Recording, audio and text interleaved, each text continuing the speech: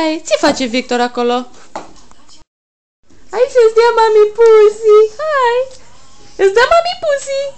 Hai aici. Hopa. Oh, ce-ai găsit acolo? Victor? Victor, hai la mami.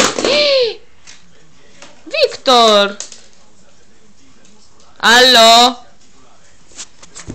Domnul?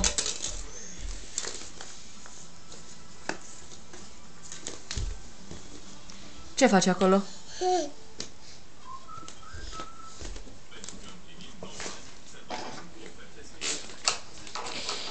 Cine vine la plimbare? Cucubau!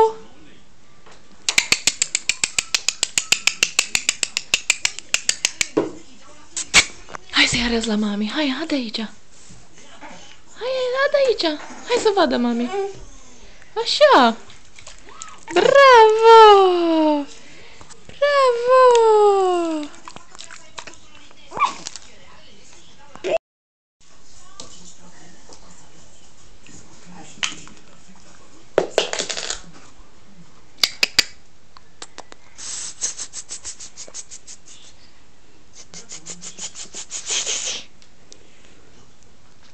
Cucu, Victor, Victor, ce avem aici?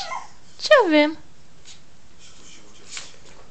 Opa, bravo, bravo!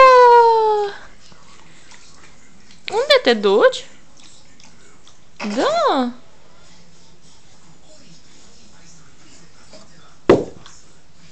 Ai aruncat-o pe jos. Hopa!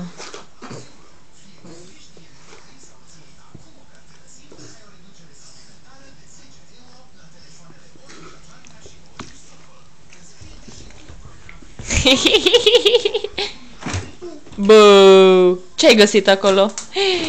Oh-oh!